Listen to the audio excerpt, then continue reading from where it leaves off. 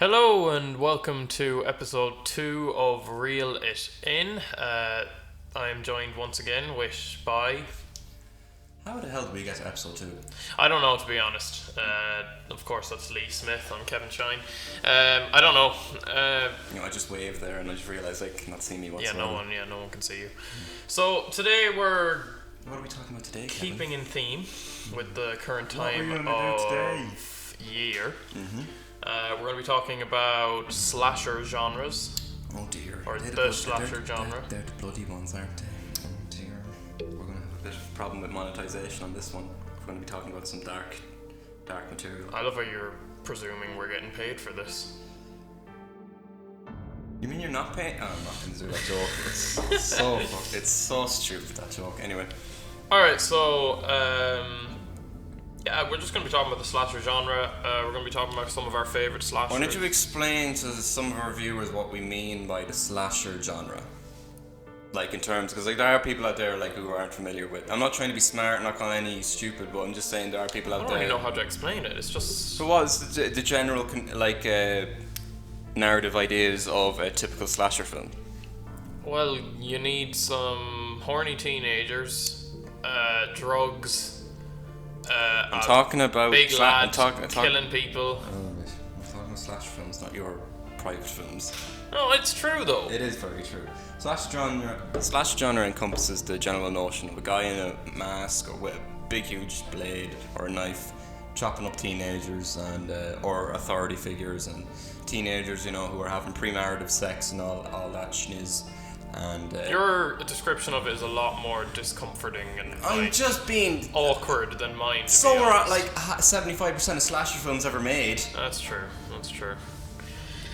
Yeah, so basically that's it. You have... Would you consider a fan of the slasher genre? Is it your favorite horror type of I don't know if it's my subgenre? favorite horror. I consider myself a relatively big horror fan, but not massive, to be fair. I know you're a very big fan of the slasher genre. I like it. There's some franchises that I like. There's some that I don't really care about too much. But What are some of your go-to slasher genres? oh well, I think it's I think I'm a very mainstream slasher person. Really? I go to the I You're go to the classics. boring bastard. Basically, I go to the classics. Yeah. If I want just some fucking fun, gruesome slasher, I'd go to probably Friday the 13th because they're just wacky as fuck. dear.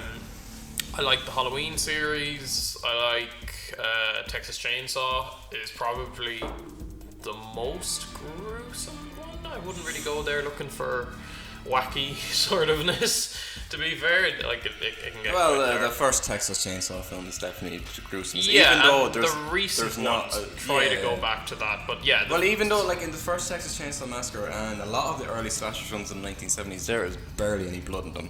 Oh, I know, yeah. Halloween, barely a single drop of blood in Yeah. Halloween. Texas Chainsaw is more about the psychological impact that it leaves on viewers. That Yeah. last 20 minutes, people regard as the goriest 20 minutes on film screen ever. There's not a single drop. There is. Oh, no, but there is. There is, but there's no arms being cut off. You never even see for a film called The Well, your Texas. man gets ran over by a truck. Yeah, but Spoiler, sorry, for 1979. not your man. But for a film called The Texas Chainsaw Massacre, you never once see an actual chainsaw go into a person. That's true. And Yeah. mainly, of course, there was a budgetary reason for that. The film was Yeah. made for, I think, 100,000 or something like that. It's very, very cheap. Yeah. Very cheap, and it takes I on think the most expensive part was renting out the house in Texas. possibly, yeah, and probably buying the chainsaw. But maybe, and yeah. collecting all the skulls and all the animals and stuff. That house apparently stank. I wouldn't blame them for a film that was made in. Then again, you have to think about Texas Chainsaw Massacre came out in 1974, and you have to think, is it a slasher film? Yes, of course it is. But why does then when you have a big guy in a mask chasing around. then why teenagers. is it never even brought up into consideration when you're talking about the first slasher film ever made? Everybody goes to Halloween. And if you don't go to Halloween, you go to... because Halloween, I think, is your more conventional slasher. I think it's a guy going to a neighborhood, just sneaking into houses and But then again, there was a film that came out 4 years earlier, the same year, about 10 days in or around. Can't really remember if it was before or after Texas Chainsaw Massacre, that preempted Halloween and had that exact same plot, Black Christmas. Yeah, but that's not a very good one. What did you just say? It's not a very good movie. Like Black Christmas is not a good movie. It's all right. Like, how dare you? Black Christmas is a masterpiece. I prefer Black Christmas over Halloween. That's mental. That is absolutely Black mental. Christmas. Black Christmas was a film made in 1974 by a Canadian film director Bob Clark, who's probably more known for A Christmas Story, that film that's like everywhere in America, that is like marketed the shit. But it is a film about this random guy. We never spoilers. But you can literally watch it on YouTube. So anyone who's interested in like a horror film that they haven't seen before for this Halloween, go watch Black Christmas. It's on YouTube. Go watch it before the cinematic dicing of the second remake that comes out on December 13th. Well, no, you don't know that it's going to be bad. You haven't seen it. Oh, what the trailer. Anyway, I'm getting off track here. Black Christmas documents this mad man who just randomly walks into a sorority house while he climbs up and hides in the attic, and he makes very, very disturbing phone calls to the sorority sisters, and one by one he picks them off. Yeah. What don't you like about it? I don't know. It's just not your cup of tea. I guess that's the best way of putting it. Yeah.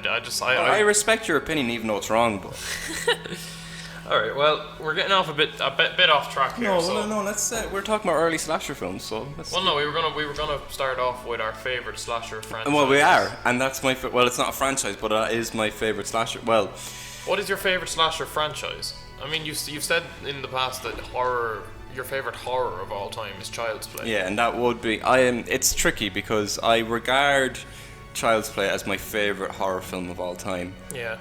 But then again, do you consider Alien a horror film or a sci-fi film?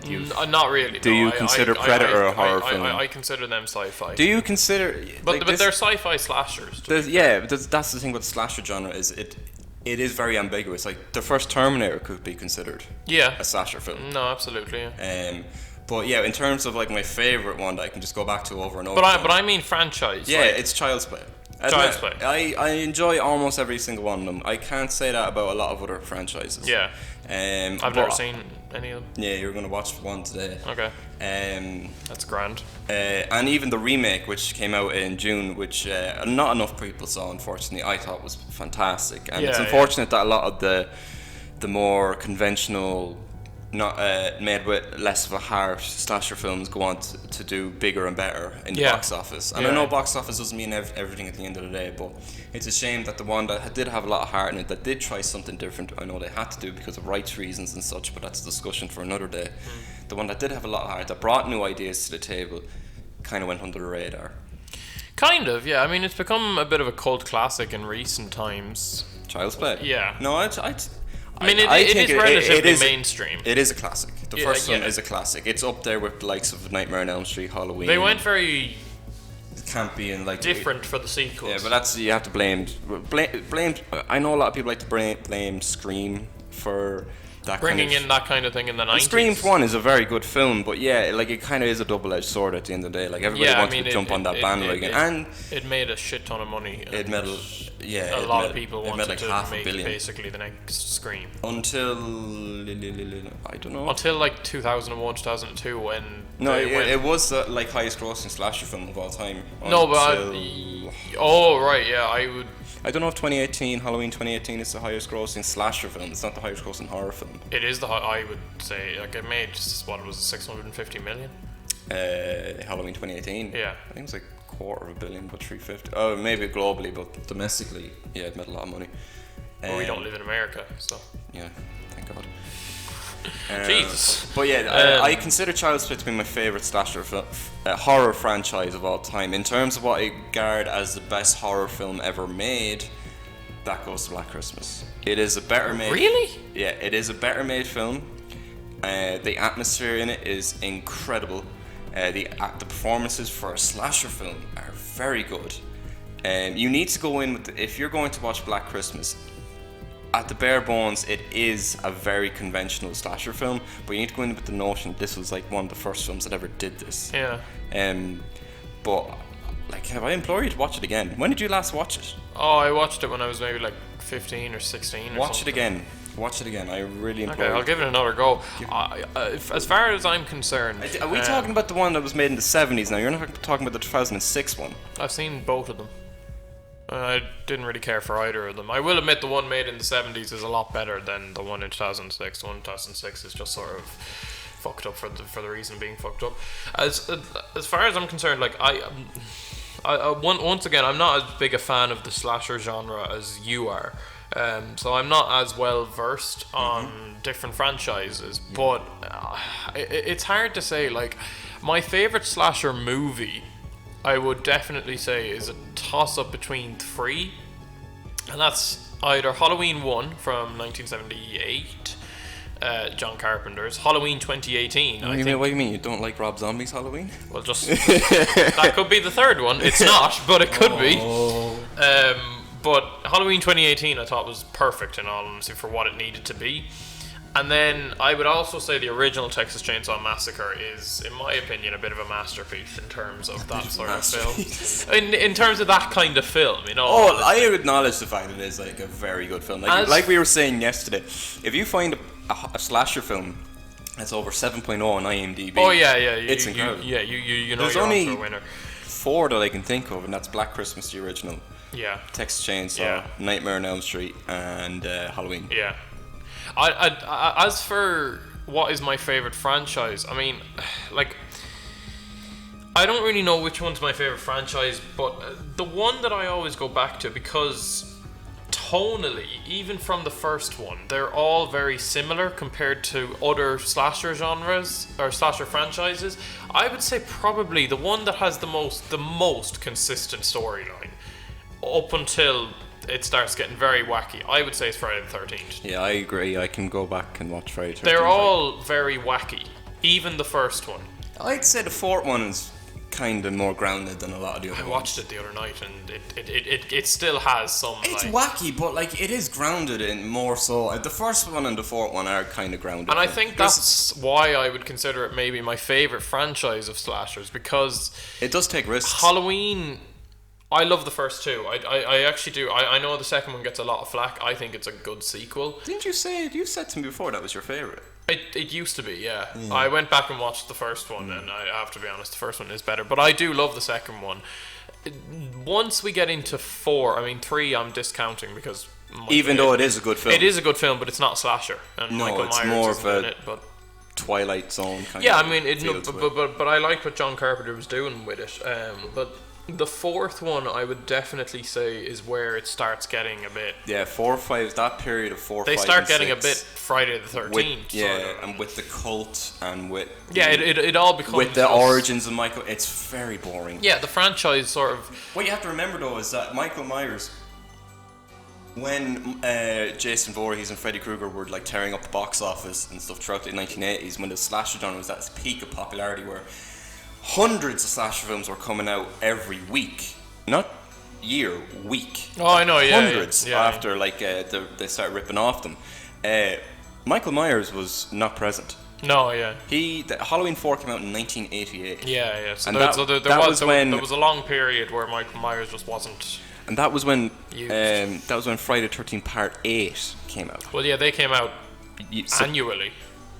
Oh, sorry, apologies. Part 8 was 89. They took a break between 3 and 4. Okay, well, they came out more or less annually. More or less annually, yeah. They're the Assassin's Creed of the slasher genre, effectively. But yeah, like I'd have to say, for the most consistent tone of movies, actually Nightmare on Elm Street keeps a pretty consistent tone. I think the first one is different. It's wacky to watch now. I do. But the original idea for the first one was that it was going to be a straight up like horror, if you know what I mean. It's the special effects that sort of let it down now and make it kind of wacky. I think special effects are still good. Oh, no. That scene, once again, spoiler. That scene where the mother gets dragged through. Oh, it's horrendous. That scene is. And the scene where he stretches out his arm. Yeah, some of the shots are a bit, but like some of them, the simpler ones work really well. Like the arm in the bathtub, the one where he's coming through the wall. I would agree that somehow where she rips off his face. I'm not entirely sure how they did this, but the one where he's coming through the wall above her bed is somehow better looking than the one they did in the 2010 Because the remake. one that was a sheet. It was literally just a low key lighting combined with a sheet of plastic, and they got an actor to just put his face through it. Yeah. That's all they had to do. Yeah, no, in the 2010 shit yeah, show it of was a remake, CGI, it's just CGI, and it looks like Sci-Fi Channel CGI. I wouldn't call it a shit show of a remake. I actually don't mind that remake. Well, I honestly like. We'll get to remakes in a while. In terms of Nightmare on Elm Street, it's not my favorite. I like the first three, and I'm kind of mixed on Wes Craven's New Nightmare, which was kind of the meta. I don't really count it as a Friday the 13th. Like it's We're okay. talking about Nightmare on Elm Street. Oh, sorry, Nightmare on Elm Street. Sorry, I don't really count it as one. Like Yeah, I get it, because like, Freddy Krueger's not really in it. It's kind of very just, meta. It is very meta, and it's very slow. It's 2 hours long. I mean, for the idea that he had and the premise of the movie, and it should be better than it is. It kind of feels like a Scream beta. Which I mean, I can't really blame Wes Craven for, because he ripped off himself. So no, he did. But I think that in terms of Nightmare on Elm Street, I enjoy the first three. 2 gets a lot of flack, but I think it actually is a pretty good film. Yeah, I don't mind it. Yeah. 3 is very good. Yeah. 4, 5, and 6 are snorefests. Yeah. And 7 is okay. Freddy vs. Jason is fun. I like that movie. Yeah, it's fun. I would fully admit, the last half an hour of that film brilliant. Is amazing. The ending is stupid. Yeah, I mean, I wish that they just gave one of them a win. Did you hear the original ending? No. It was going to be Pinhead was going to show up. That's even worse. No one likes Hellraiser. I like Hellraiser. I know. I like the first one. Yeah, the first one's good. The next 12 are kind of shite. The last 2 have been. I gave up after. I've only watched the first 3. I know there's it has was Hellraiser really? Sorry, I mean I shouldn't say that no one likes Hellraiser. Sorry, if you like Hellraiser, then good for you. But I just find them boring, to be honest. I think the first one is a very good film. It's okay, yeah. What was with the second to last one? Why did they get such a? I'm not trying to be nasty about this, but he's not, right? But compared to the actor that they got to play Pinhead for the first 11 movies or whatever, the first 10 movies, Doug Bradley, yeah. He's chubbier, I guess, would be the Pinhead needs to be sort of anorexic. In all honesty, this guy has a massive head. I haven't seen them. I don't they're all straight. It looks they're all straight to video now. They're rebooting it now. Yeah. Which I'm all for. I think it does. I think the franchise needs a reboot. Yeah. I don't think it's going to do very well, but you never know if it comes out at the right time. When nothing else is out. Hellraiser is still kind of in the people's mind. When it is amongst horror fans, yeah, but I don't see it doing very well mainstream. It's not going to do well Halloween 2018. Yeah. Well, but if they make a good film, they release it at the right time and they market it properly. Maybe it could be decent. It could do well. I don't think it's going to do amazing, but it could. And if I can see them doing a very low budget as well. Oh yeah. Well, I don't think they'd get a high budget anyway.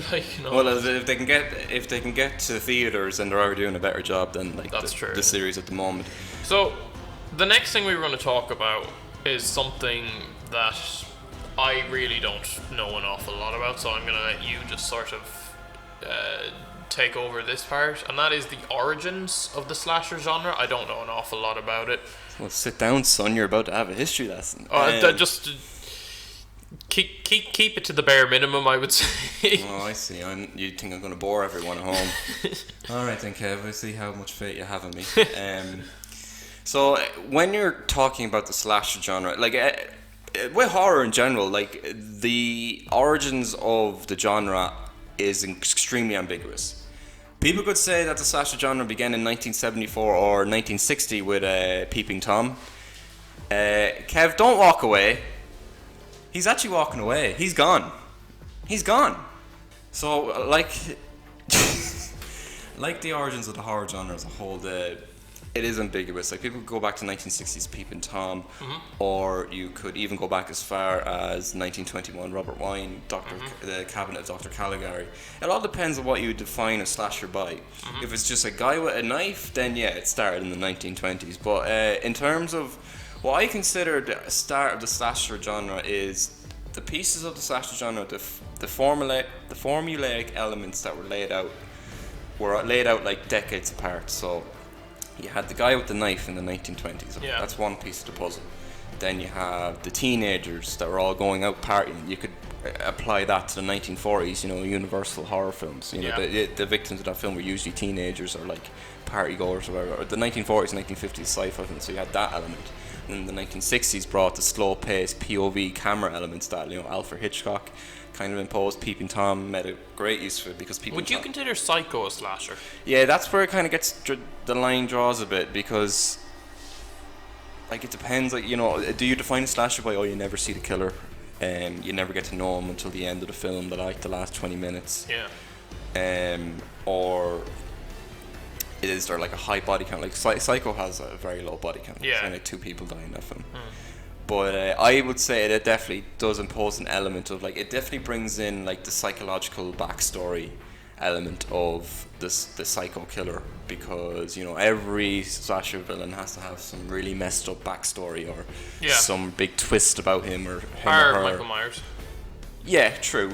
And I think I think that's the point of Michael Myers. And I think that these elements, you had the guy with the knife, you had the stalking shadows, which you could even bring in like the noir detective films of the 1940s. Kind of brought that together, and then the teenagers, and then the big body count of, say, the Italian giallo films of like Dario Argento, Twisted of Death Nerve, and these were all big gory exploitation films in the late 1960s, late 1970s. And then I think if you wanted to make this argument, you could say that off the top of my head that 1973's, which is a year before Texas Chainsaw and Black Christmas, 1973's Silent Night Bloody Night is probably the first one to put it all together. Because if you watch Silent Night Bloody Night, it's not Deadly Night, it's not the guy with the goes around in a Santa suit. This is a completely different franchise. Yeah. It does have those elements in it, bar the premarital. Well, it does have sex and stuff, but like it's sort of a lot of exploitation films in the 1970s and 60s. But it does have, the stalking camera. It does have the unknown killer. It's a mystery. Yeah. And then Black Christmas and Texas Chainsaw came out a year after and kind of amped them up a bit. Like Black Christmas included all of those elements, bar sex and nudity, although it did include a very risque subplot about abortion. And of course in 1974, in that time, abortion was very up in the air. I know it is a very sensitive subject. It always will be. Yeah, I mean, we're not going to get into it. No, obviously not. But for a low budget horror film of the early 1970s to talk about abortion, and the fact that the main character, the protagonist of the film, might go ahead with the abortion, like that was a huge no-no. So there was from the start there was always this outlook upon from like the higher ups of the critical view of the film genres, like slasher films are these nasty, like dirty films that should be banned or should be like thrown aside, never be made, should be slandered by all critics. And from 1974 till John Carpenter's Halloween in 1978, that was it. They were all like everyone who kind of tried to do that failed miserably. Like Black Christmas in America failed miserably. It made like $500,000. It made $500,000. In Canada it did fantastic, but that's because it was made in Canada, and that's like if Ireland made a horror film, a slasher film, then it would do very well over here. Probably do pretty bad overseas, but it would do pretty well over here. But it wasn't until John Carpenter's Halloween, and then when Halloween was initially released, it did garner a lot of negative buzz. It's like, this film has nothing to it. It's just a dumb, bloody gore fest, even though there's not a single drop of blood in that film. Shield your kids' eyes from it, don't go see it and everything. And then Roger Ebert, one of the most famed movie critics of all time, gave it a positive review. And this could lead into a criticism of criticism. It was only when Roger Ebert, probably the top tier movie critic at the time, alongside Gene Siskel, said, this film's actually kind of decent.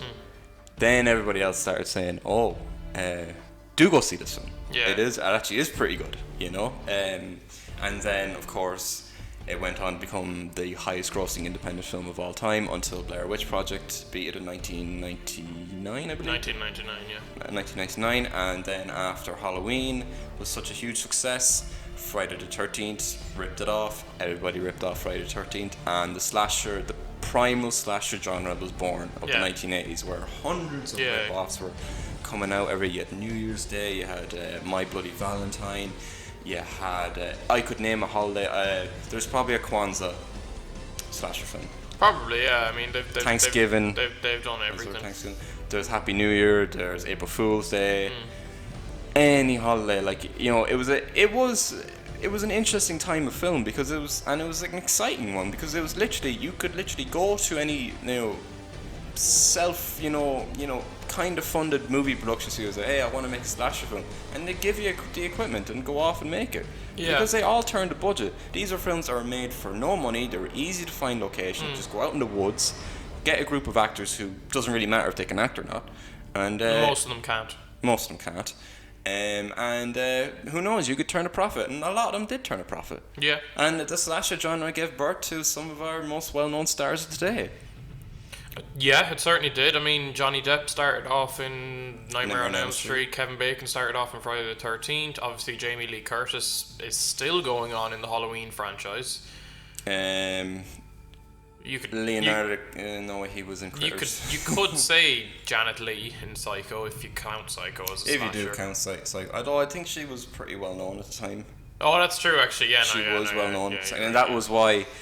That brought in that was another element of it. Brought in the twist, like a lot of people, they did the same with Drew Barrymore in Scream, where everyone's going to say, "Oh, it's Drew Barrymore film," when actually, spoiler alert, she's killed off in the first 10 minutes. Technically, Jennifer Aniston, if you count Leprechaun as a slasher. Yeah, count as a slasher film. Yeah. She doesn't like to acknowledge that film anymore. No. But I don't really blame her. Matthew McConaughey and Renee Zellweger are both in the same Texas Chainsaw movie. That's true. It is possibly the worst Texas Chainsaw movie out there. It is. Margot Kidder, who went on to rest in peace, who went on to play Lois Lane in the Superman films, got her start in Black Christmas. Yeah, she did. Yeah, so like, you know. Yeah, no, the slasher genre is good for you. Yeah, it gets a lot. You know, it deserves more credit than it gets. Ryan Reynolds, for some reason, when he was an established actor, decided to do. Well, it wasn't a slasher, but he decided to do Amityville. Well, yeah, but like Amityville is a different kind of like. Amityville's actually not classic. Well, no. The first one is. Yeah, but you'd be surprised, in terms of critical response, that film was despised by. Well, I can imagine because it was all made up on a made-up story. The story behind that is very interesting, but that's a completely different genre. Yeah, I suppose we've done the dominant slasher period. Like we've explained, we've talked about Halloween, we've talked about Friday the 13th, we've talked about Texas Chainsaw. There was a period in the early 2000s, from about 2001 till about maybe even today, but mainly till about 2010, when mainly Platinum Dunes, Michael Bay. Oh yeah, good old Michael Bay. Decided that the best way to continue the franchise is to completely rip off the movies and not come up with anything creative. Platinum Dunes and about the only creative thing in the horror franchise. I could be wrong, all right, but the two creative franchises that came out of that time period probably Saw and Paranormal Activity. If you want to count, if you like the found footage genre. I'm not a big fan of it. Yeah, but Paranormal Activity did very well. I loved those movies. I thought they were brilliant. I like Blair Witch. The slasher genre was going through it looked like it was on its way. It was on its last legs. Like we were saying, everyone thought Scream was coming to save the slasher genre. Yeah, but Scream made it worse. Scream gave it a sort of another 5 years, sort of, when that came out in 1995? 96. When that came out, everybody just ripped it off. And then that grew stale very quickly. So the first remake that I can recall was the Texas Chainsaw remake. In terms of Platinum Dunes? Yeah. Yeah, there were a few. I'm trying to think off the top of my head. The Halloween remakes weren't made by Platinum Dunes. No, they were Dimension. They were made by the same people who owned the rights to Halloween. Yeah. Dear God. Yeah. Well, no. So we're Friday the 13th was made by Paramount. Was it? And New Line. Oh, right. Well, Nightmare on Elm Street. But Platinum Doom's produced both of them. Yeah. But anywho, I don't think there was. I think Texas Chainsaw was definitely the first main slasher remake that came out. Yeah, no, it definitely was. I didn't think it was that bad. I mean, it is nothing compared to the original. And it did very well. It did. Well, that was because it was riding off the coattails of the franchise's name. Well, that franchise's name was in the dirt, though. You have to remember. Yeah, it was. Yeah, at that stage. Yeah, Matthew McConaughey and Renee Zellweger jumped on its grave at that stage. Not to say that they were the problem with that movie. That movie was just... There was a lot of other problems with that film, like everything. Yeah, it's just not a very good film. But then we got... Was Friday the 13th first or was Halloween? No, well, then again, there were loads of, like... There was a lot of them, yeah. I mean, Texas Chainsaw came out in 2003. Then we got a second Town That Dreaded Sundown. That was 2014. Was it? Yeah. Oh. That's another one as well. The Account of Town That Dreaded Sundown and stuff. But it's more... I don't like that. I don't like that franchise. It's two films. Yeah, but I don't like the idea behind it. Yeah, it is kind of exploitive. It's very exploitive. It is an interesting story. Oh, I don't mind the first one because the first Town That Dreaded Sundown is presented more of a documentary. I don't... It is very... He kills a woman with a trombone. Yeah, that's stupid. I don't think that actually... If you don't know, it's based on... an actual... The Phantom Killer killings in what was the town? Texarkana in 1940s. It was just after World War II. Something like that, yeah. 46 or 47 where a guy killed... But it's kind of like a parody version of them. Like, rather than doing it in a sort of a somewhat, okay way like Zodiac did it, sort of. They did it flawlessly. Yeah, I mean, it was perfect, yeah, no, to be fair, and they got a great cast, and it was just really well done. They did it in a parody slasher way, and it's... it's a very confused film. Like, it tries to be serious, like, it's either it wants to be a comedy, like you were saying, because it's always like this really jolly music playing when all the cops are all portrayed as idiots. And then the second one, the remake... it's a meta sequel. It's even worse, in all honesty. It's based around the actual killer coming back to the town and the cops using the movie to try and catch him. The original movie to try and catch him. Yeah, and even though if the killer was never caught, which I give the original film props, it does have a bit of a haunting ending. Yeah, it does. Yeah. And it does have some effective scenes. Yeah. Rob Zombie then took over the Halloween franchise at a time where the franchise had just sort of gotten its reputation, not back, but like its reputation was at a neutral place after Resurrection. Neutral? I mean, it went down after Resurrection, and it was coming a little bit back up by people by pure nostalgia, sort of, for the franchise, and wished that it was back. So he took over and he did a full reboot of it. The first one is not terrible. It's not good. It's not a good Halloween movie, in my opinion. Its problem is it's too cliche, in my opinion, and that's sort of the point of... If you're a fan of Rob Zombie's films are a very acquired taste. Oh God, yeah. They're very like Rob Zombie's music videos. Yeah, but if you like Rob Zombie, you'll probably like the movie. Yeah. But if it depends, like if you're into like balls to the wall, not subtle whatsoever, like flat out violence, gore, swearing every 2 seconds, and just it is an exploitation film. I don't know if it's exploitive. What do you mean, like for his fans? No, I mean in terms of like the violence and stuff in it. And some of the scenarios that he depicts in it are very risque. Oh well, yeah. I mean, yeah. The first one has. I'm not even going to get into that. The first 5 minutes alone. Well, yeah, but I mean, if you've seen the escape scene, I'm not going to get into it. Like the original theatrical escape scene is much better. No, I'm talking about there are 2 escape scenes. Is the theatrical one not the controversial? No, the theatrical one is just where he busts out of. Okay, right. Okay, well, that's the one that is much better. But there is we're not going to get into it. But honestly, every time I watch it, fucked up scenes. I have to skip it. Oh yeah, it's horrible. and it's pointless. Oh, completely, yeah, and that's sort of the whole point of that whole movie. It sort of comes across as pointless, in my opinion. I mean, Dig Furch I actually liked Dig Furch. I liked him in Hancock. That's all I've really seen him in, to be honest. But he was an odd choice to play a young Michael Myers. Odd is the best way of putting it, I guess. Yeah, I don't know how he grew up to be a 7 foot foot tall, 290 pound bodybuilder kind of guy who could literally crush your skull with his bare hands. Yeah, I don't know what they were feeding him at Smith's Grove, to be honest. And that's another thing as well. They made the character Michael Myers. They didn't make the shape, if you know what I mean. Yeah, that was and Michael Myers. You knew everything about Michael Myers in that film. Yeah, he went completely away from. Yeah, the but like if original then franchise. again, that brings up the argument: do you just do the same thing over again, or do you do something different? And he did something different. You know, he definitely did something. But did he do the right thing? That's why I sort of say that. Not for a Halloween movie, but for a slasher movie, the first one, in my opinion, gets a pass. I can watch it. Oh, it's watchable. It ruins Spy Kids for you. It does. In my opinion.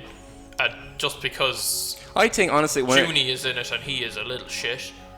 Yeah, he says some nasty things in it. Yeah. But honestly, it's weird because when he just starts copying John Carpenter in like the second half, and that's a long film. When Laurie is all grown up. Yeah, like this, when it says the title card comes up 15 years later. Yeah. That's when the film gets better. It's a completely different film. Yeah, it is. Yeah. He felt like I remember I was watching an interview with Mario. Like the producers came up to him and started saying to him, "Oh, just make it more Rob Zombie," and he's just like, "I don't know what that means." So they just kind of gave up halfway through. It's like, "Grand, let's just make the first film again." I don't know. Yeah, I don't know in all honesty. And then that Halloween came out in 2007. It made a lot of money. I will still say Malcolm McDowell is fantastic in that movie. He's very good. He's the best part by a country mile of that him movie. And Brad Dourif. Him and Danny Trejo is brilliant in everything he does, even for the 2 minutes that he's in it. Yeah, they're all, some of the performances are pretty decent in it. And to be fair, the guy who actually played Michael Myers, Tyler Mane, he did a pretty. He's too big. 100%. But he did a very good job. For being casted in it, he should never have been cast in it, but he did a pretty good job to play Michael Myers as a 7'4" Frankenstein. Well, he is Sabretooth, so. It's not his fault that he's massive. Nice. Yeah, that came out and made a lot of money. It was the highest grossing film in the franchise until. Yeah, and I still say that it gets a pass. In my opinion, that movie gets a pass. I can watch it. It is a hard watch sometimes, but I'd only watch it if I was watching the rest of them. Oh yeah, no, I won't wake up one day and say to myself, it was the first Halloween film I did see though. So then it did well enough. But he kept saying in interviews, I had to make a film that didn't belong to me. I made a film that belonged to someone else. So then he went off and made his own film. I don't know who he made it for, but anyway, yeah, probably himself. He got it made enough money to make Halloween 2 or H2 or whatever the hell he didn't want to do it. He just said, I don't want to make a sequel, and then he made a sequel. I don't even know how to explain that movie. See, I can't explain this film without our podcast getting Dig Furch is gone. Kicked off the air. I'll say 5 things about it. It's a documentary about the real life Malcolm McDowell. There's a white horse in it. Dream scenes. Yeah. Swearing. And a Rob Zombie music video halfway through. Yeah. And an unmasked hobo Michael Myers for a majority of the film. Who speaks? Yeah. I think we've said enough. That is basically that movie. It is so far-fetched. Not I've heard it being said that it's far-fetched from the franchise. I mean, that's a given, but it's so far-fetched from the first one that I actually still don't know how.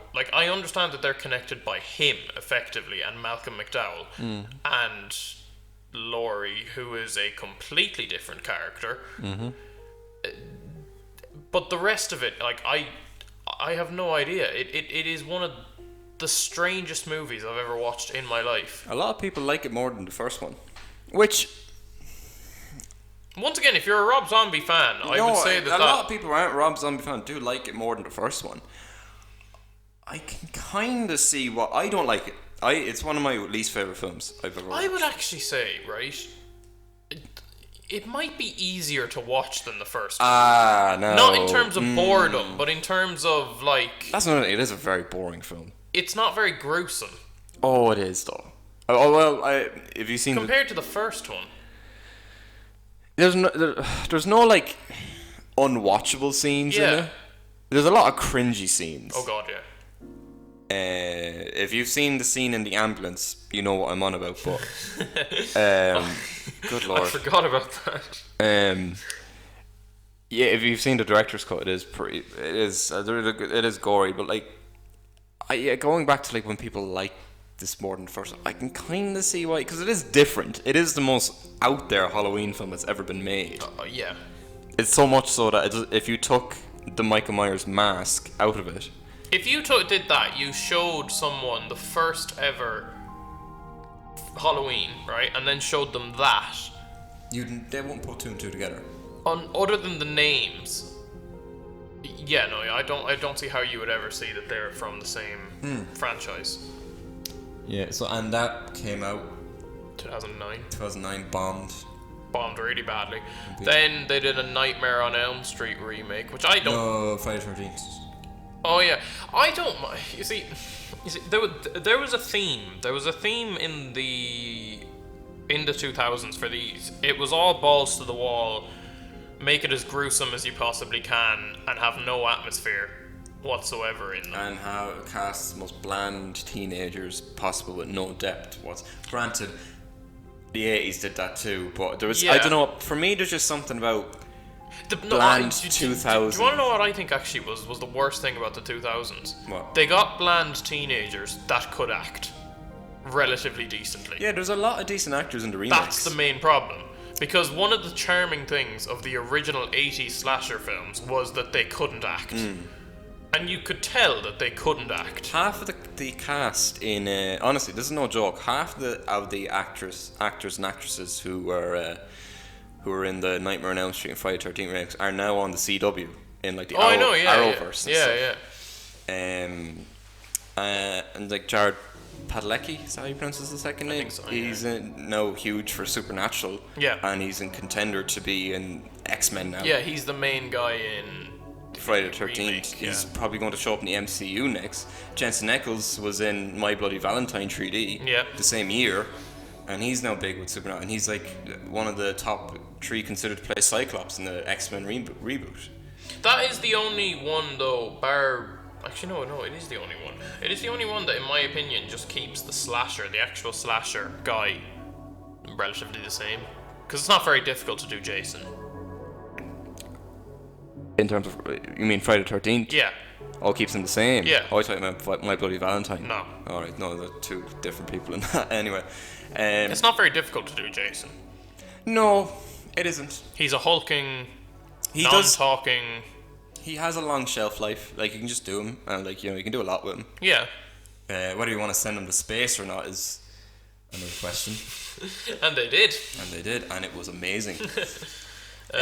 Yeah, you can do a lot with him, but I don't know, it was too safe. Yeah, I think that's the best way. And I'm not saying the one thing that you go into Friday the 13th movies for is creative kills. And there were a few. There was one. The truck one. The truck one, yeah, the one where he gets stuck on the truck. The sleeping bag one wasn't too bad. I do like that. I do like the Jason in that film. Yeah, he's grand. Yeah. He uses his brain a bit more. Whatever kind of brain he has, yeah.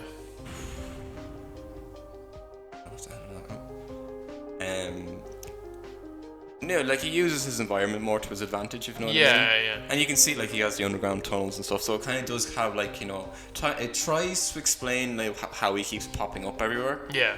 But then again, you don't need to do that. No, I never really cared. Like if you take those movies seriously, like if you take those movies that seriously. If you think the first Friday the 13th film as like this avant-garde film, it's awful. Oh, it's bad. Yeah, no, they're all pretty bad movies, but like. they're good in their own way. Yeah, that's the thing. They're very fun movies. So then Nightmare on Elm Street came out. I think it's okay. It's grand. Yeah, I think it's better. I like it more. I think out of all of them, actually, I think it is the most watchable. Yeah, it's easiest to get through, I'd say. And then it took a long time. Like, obviously, yeah, there were smaller ones that came out, smaller remakes that came out, like from smaller franchises. And then Danny McBride, Of all people. decided that he was going to take the Halloween franchise and actually do something that the slasher genre hasn't done for a very long time. A reboot-quel, as they call it. Well, no, but make a good movie. You can do that? It was groundbreaking for 2018. A slasher film that's getting positive reviews. It was groundbreaking. No, it still got slammed. Like, it has like a 42 on like Rotten But that's a lot better than like all the sequels. Like, what they usually get. and like people And it is a good film. shit on that film for reasons that are just. Like I said last week, you're entitled to your own opinion. I fully respect. If you are a fan of the first one, Go like in, 9 times out of 10, I think you'll be a fan of this one. Yeah, people are saying the film has no atmosphere though, and it had. I disagree with that. Like, if Yeah, it does have if atmosphere. you watch that scene where the camera is just following him. Yeah, I around. do. I see that as a double-edged because, like, granted, you know, There's people an awful don't lot want of to nods. see him do. What he did in the first one, or Like, people don't want to see, like, you know, if he is the shape and if you're just following him around and stuff. You know, people like to think that, oh yeah, that tracking shot just follows him through the house. So no, it only follows him up to the shed, and you just see his like silhouette on the wall and stuff. Yeah. There's an incredible scene that I said it. I went to see it with Kieran, my mate, and there's a scene where one of the characters is looking out their backyard and they just see sheets blowing on a clothesline. And I literally said, I think I said it out loud. I don't know. I didn't say it very loud, but I said, that is Michael Myers. yeah. That is, you know, is he there? Is he not there? You know, is there something in the corner? I really liked the scene where he where he was using the backyard light as well. Yeah, I think they could have done a bit more with that. Maybe, but I don't think there's any point in overdoing it. In all honesty, Yeah. I think it was very well done. It And then like once again, the one thing that John Carpenter certainly brought to the new one was the score. The score in that film is so Halloween and so John Carpenter. But it's new as well. But that's the thing. It's not modern. It's not just a copy and paste of the original. No, it's modern, and Yeah, and some of the tracks it are works. very It works good. in that movie so well. And then the ending The final showdown is brilliant. is fantastic. Yeah, and and I can't wait for the sequels. And it's one of Jamie Lee Curtis's best performances. And if you're gonna get pissed off with the fact that he is never going to die, don't get involved in this in any slasher genre. 'Cause I think they won't. They don't kill them off. I think killing Michael Myers or the shape, however you want to regard him as, could be detrimental to his ambiguity because you should. But you need to look at it more. You can kill him off, but you need to plant the seed of doubt in the You need to look at it more from just an economic, financial standpoint. They are never going to kill them off. That is one thing you just have to accept. They have advertised twice that Jason was going to die. Like, Jason is done. This is the last one, and they've ended up doing multiple sequels after it with the same character. Yeah, and they did the same with Freddy Krueger. Technically speaking, they did kind of kill him off because New Nightmares. Yeah, it's never been done again. Yeah, that Freddy Krueger's never come back. So yeah, technically speaking, yeah. But you know, Halloween Ends, that's coming out in 2021. It's not the last one. No, absolutely not. No, No, it could be the last one. 2020 is Halloween Returns, is it? Kills. Halloween Kills, that's it, yeah. And Halloween Ends is 2021. It could be the last one in the series, alright. I would say, I would put my hat on that it's the last one that, unless Halloween Kills could be, in all honesty, that one of these two movies are the last ones that Jamie Lee Curtis is Oh, gonna do. 100%, yeah. Yeah. And if she doesn't die in the next one, she'll die in the last one. yeah, I'm very certain. Or maybe she won't, but she just won't come back. I don't know. No, she'll get closure. But you need to plant, like I was saying, you need to plant that seed of doubt into the mind of, like, that was what was with the original film. The original film did it flawlessly. Yeah. You know, that was more on a, you know, oh, he's still out there, that kind of thing. Yeah. You know, and that's all you need to do, like to end Michael Myers. It's just like have the audience leading the theater saying, "Oh, is he dead?" Yeah, like I always thought that Halloween 2018. I guess yeah. I thought it was a one and done thing. Same, but And obviously they had a plan. When I left the theater, I mean. When you left the theater. No, hang on. Now we are getting into spoiler territory here. So if you haven't watched it, like, don't listen to this. Like, if you do still want to watch it, then go watch it. So how it ends is it does end with him being burnt alive, effectively, but you don't actually see him being burnt alive. You don't see him escaping. You don't see him in the room. You don't see him. You don't see him once he gets engulfed in flames. That's it. You don't see Michael Myers in the film again.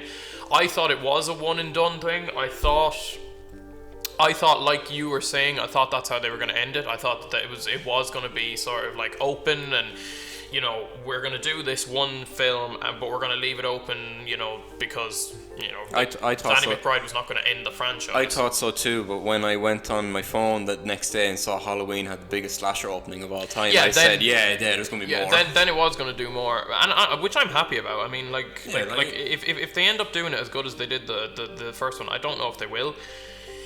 Then I'm happy with the more and more we get. Yeah, I'm happy with it. The more William Shatner, the better. True. Yeah, it is a William Shatner mask. I don't think it is anymore, but oh, it is. Is it still? Still is, yeah. Same mask. Well, like not the exact same. To a certain extent, yeah. But like, you know, it's weather and stuff. Yeah, you gave them the rights. Good old Bill. So yeah, I'm looking forward to it. It should be good. There's nothing really coming out this year in terms of slashers. No, they're all, well, Black Christmas, the remake, the second one is coming out. Yeah, that's coming out. That's coming out in November, isn't it? Yeah, Friday the 13th of November. Do you think they're ever going to make another Friday the 13th? No. No, LeBron James owns the rights to it, and I don't think he's interested in making a movie. No, he just wants to make products off it. Yeah, and like, that's fair enough. Like, I mean, with all due respect, was it Platinum Dunes owned the rights to it, or who? Paramount. Paramount should have never sold the rights to LeBron James. I mean, I can fully understand LeBron James's motivations for wanting to make money off just the image, but I can also understand why he doesn't want to make a movie. So no, I don't think there's going to be another one of them. There is a new Nightmare on Elm Street coming. Yeah, in like Apparently. 2025 or something like that. Which Lord knows when that's going to come. I'm looking forward to.